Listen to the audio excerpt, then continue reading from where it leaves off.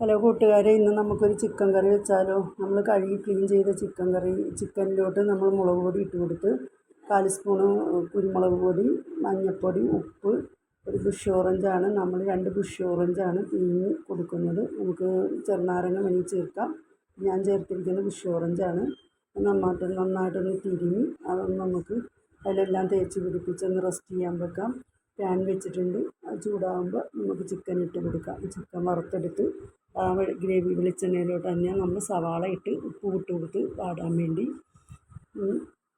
ചെറുള്ളിയാണ് നമ്മൾ ചേർത്ത് കൊടുത്തത്. ഇഞ്ചി ചേർത്തിട്ടുണ്ട് ആവശ്യത്തിന്.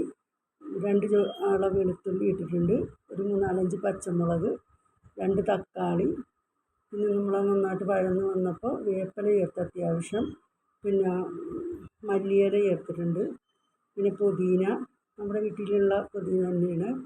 അത് നന്നായിട്ട് വാടി വരുമ്പോൾ നമുക്ക് മല്ലിപ്പൊടി, ഒരു വലിയ സ്പൂണ് 3 സ്പൂണ് മല്ലിപ്പൊടിയാണ് ചേർത്തത്. 1 സ്പൂണ് മുളക് പൊടി. പിന്നെ ചേർത്ത് കൊടുക്കുന്നത് ഒരു ചെറിയ സ്പൂണ് മഞ്ഞൾപ്പൊടി.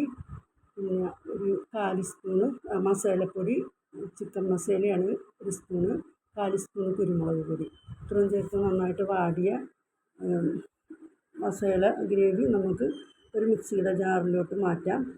എന്നിട്ട് നമുക്കൊന്ന് നന്നായിട്ട് അരച്ചെടുക്കാം. നമ്മളിപ്പോൾ ജാറിലിട്ടിരിക്കുന്നതാണ് വാടിയ ഗ്രേവിയെല്ലാം നമ്മൾ അരച്ച് ആ പേസ്റ്റ് നമുക്ക് ഒരു ചൂടായ ചീനച്ചട്ടിയിലോട്ട് ഇട്ട് കൊടുക്കാം. ആവശ്യത്തിന് വെള്ളം ഒഴിച്ച് കൊടുക്കാം. അതൊന്ന് നന്നായിട്ട് മിക്സ് ചെയ്തിട്ട് അതിൽ അത്യാവശ്യം ഉപ്പിട്ട് കൊടുക്കാം.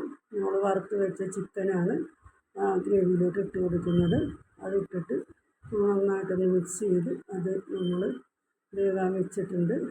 അപ്പോൾ നല്ലോണം വെന്ത് ചിക്കൻ കറി റെഡിയായി. ഇഷ്ടമായെങ്കിൽ നിങ്ങൾ ലൈക്ക് ചെയ്യുക, ഷെയർ